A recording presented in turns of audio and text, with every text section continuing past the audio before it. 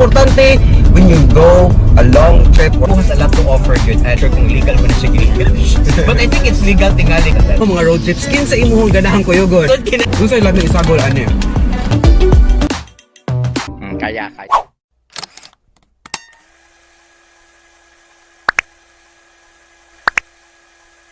Hi guys! Welcome back to my channel, and if ever you are new here, I am Dr. Xavier Solis, a dentist by profession and a content creator based here in Cebu. And for today, I am outside of my clinic kay mag-road trip ta guys. And again, thank you so much Auto Central for this opportunity. Well, as at mag-road trip guys, we will be going to Argao, one of the old towns down in Cebu, in which when I was like younger ko mag-road trip gali mi ako yung naon Argao gidayon going down south. Kaya para mangaon gidayon mi sa Torta and sa Tablia, manginong Tablia. And karon kay medyo adult naman ta or mature ta. There are 3 things to do when you go to Argao. It should be Torta, Tablia, and Tuba. So hopefully makatuba man tagamay, mag-drive pa baya ako. And what I am driving actually is a Suzuki XL7. So anong Suzuki XL7 ni siya? Someone from Auto Central will be discussing anong XL7 ni siya. So let's welcome back again guys, JR! Hello, what's up guys? It's good to be back. Of course, with Dr. Xavier Solis. So sa among road trip karon, ang XL7 na ato sakyan.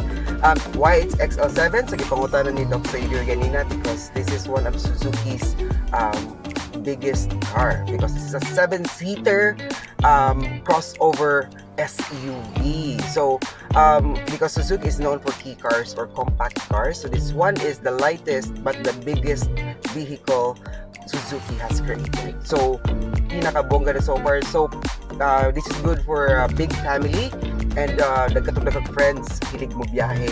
So this is the best car for you guys. So actually guys, if ever you have been following me, I think you know that I am driving a Suzuki Swift, right? So I am a Suzuki user and driver or owner. And actually, ganahan kayo ko niya kay because it really has my Suzuki feel. But na siya po, it is like so classy and it is so posh. And yeah, more siya Ertiga is actually I was entertaining to have an Ertiga before. Kaya more siya Suzuki nga Swift. For dako siya daga masulot pang pamilya, di ba? Pang barkada, pang sports pa. And now they have addressed it with XL7. Big, it is posh, and din sa kanyang exterior. Anyway, narap siya sa video.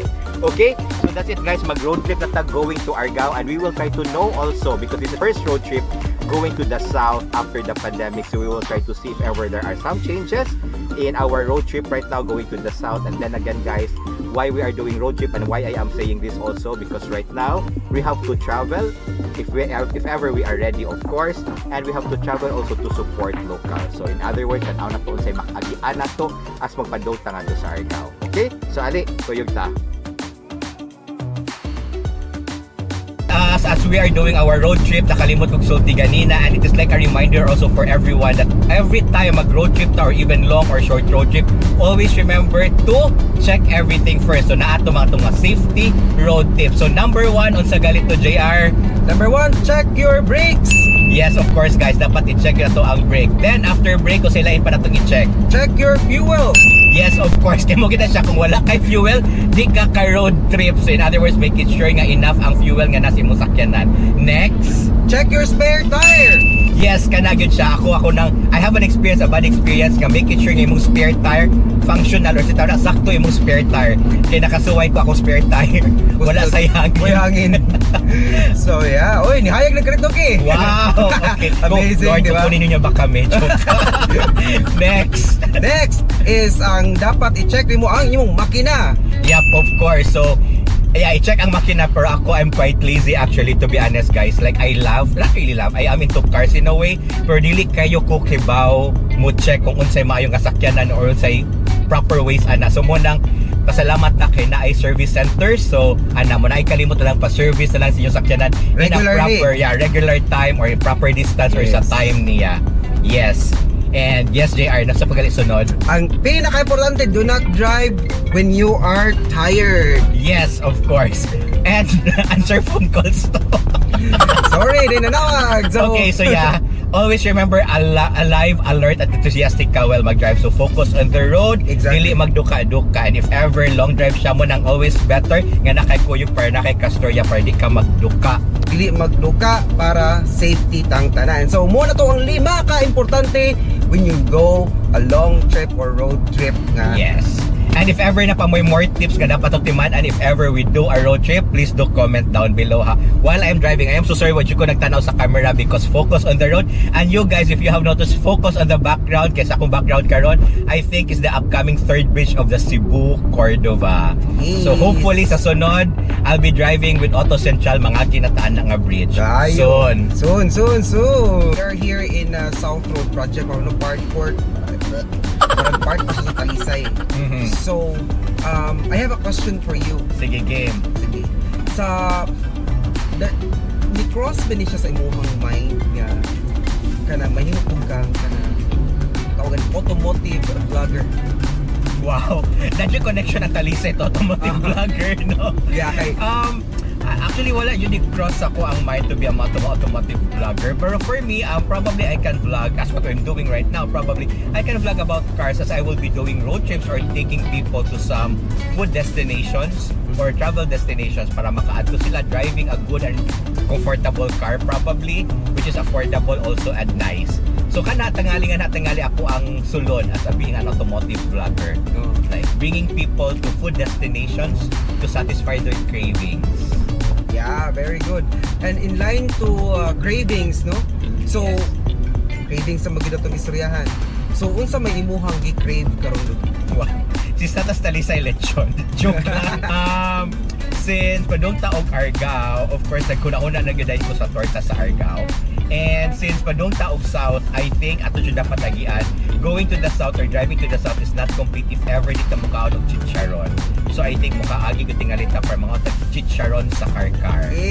Speaking of chicharon lugi, so nganong ato i-refresh ang mga tao, nganong nakasugod ka or nganong naka-start ta aning kanang provincial road trips na to with the food and kuan. Well, we're having this because thank you to Auto Central supporting my trip to food trip around Cebu province, because why Cebu province also has a lot to offer, in which if you have noticed each municipality here sa Cebu kinaagi kanya-kanyang murag delicacy, in which might be ang uban pare-pareha la pero nag-check kanya-kanyang twist, in which yeah, Cebu has a lot to offer good and ganahan kayo kung ma-share na nako more kaysa sigiratag showcase unsay makaon nato sa city, in which it would be better if ever we drive around Cebu province to eat and support also our local businesses around the province. Tagaay na lang ko og top 3 nga excited kay kang mo-visit nga mga lugar karon diri sa Cebu.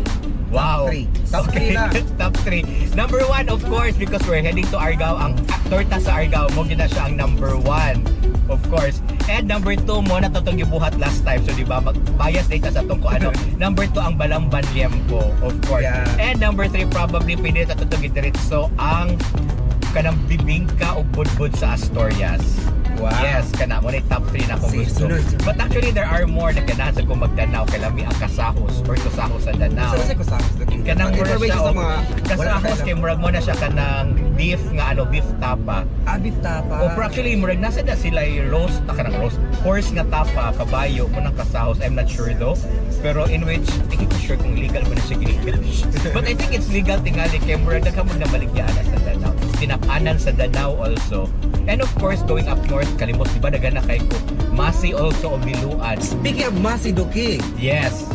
kung naa kay 5 ka taong dadon aside na ko, apil na magin ko sa imo mga road trips, kin sa imong ganahan ko yugon. Wow, that's very lisod kina siya ng pangutana actually. So, I'll probably like spread it out yun. No, I'll be biased na lang to all some of the content creators I am closely working with right now.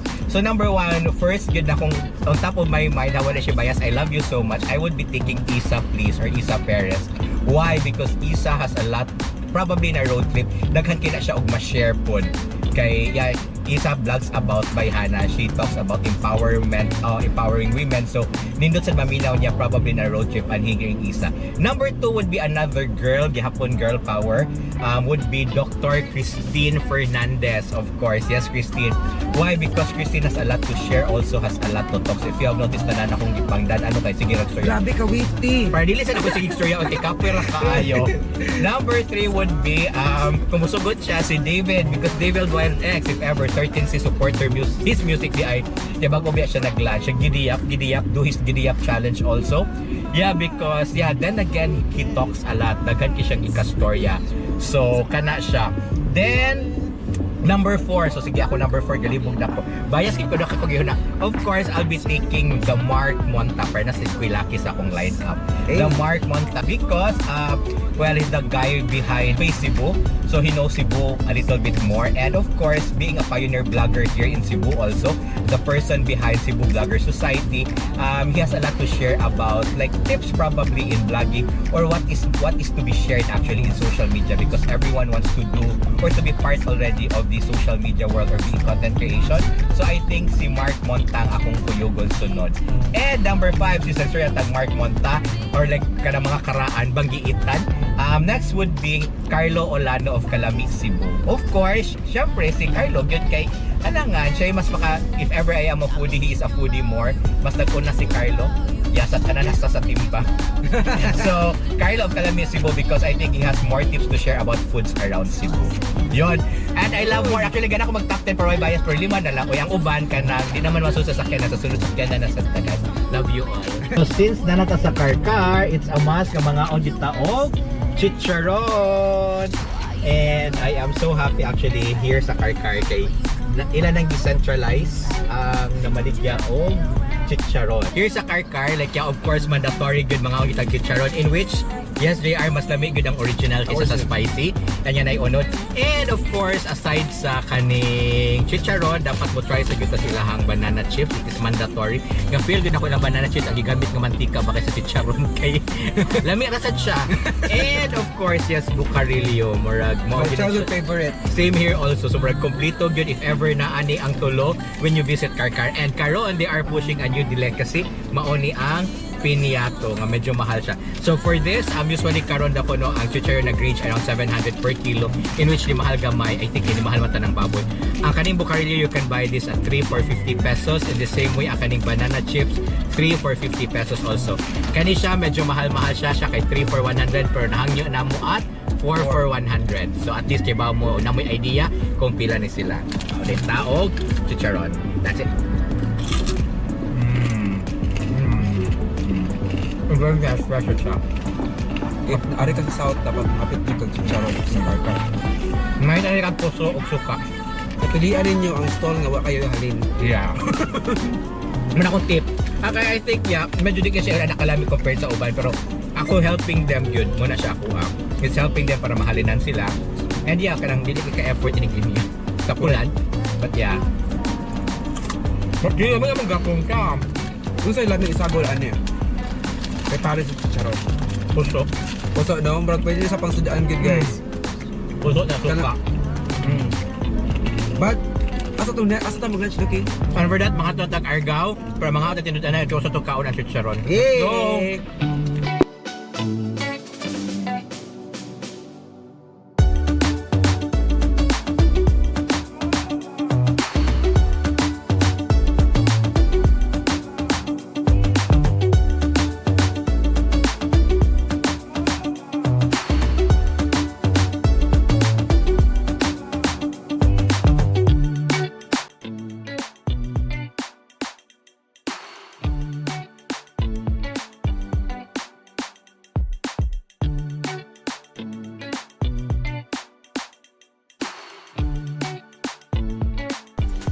Guys, and yeah, of course, yung mga tukaon ang shrimp.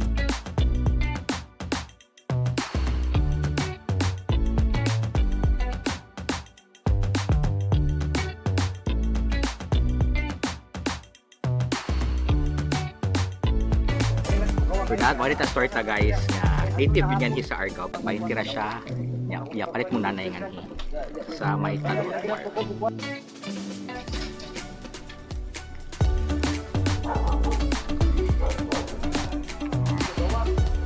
Bantay lagi di ka kabalik ba? Ay, joke lang.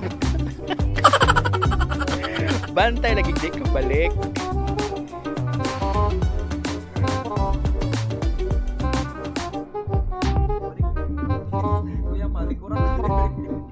Kaya. Wow. Flexible. Kaya mo yan, kid. Alright, so we had our lunch at the Taluot Wharf. Taluot Wharf. Yeah, amazing fresh food. Yes. And for that, we are so happy kay nakakaon sa kita sa classic nga torta na nakatabang sa taniman ng in which tag 20 pesos na to siya. And according to her, mga teachers ko to here sa Argao ang nagbuhat. So right now, after lunch nga to, nakakatag torta. Pero we're still going to Argao proper para matry na to ang bagong nga torta. Kaya nasa na yung bagong nga torta. Kaya of course, kung yung i-achieve na yung flavored nga torta, amazing. Yes. So we'll try to see what are the new flavors sa torta nga to. And hopefully, makakita sa Tagtablia. And di ko sure kung idayon ako ang tuba. Kaya mag-drive ako pa uli. Hadlok dito.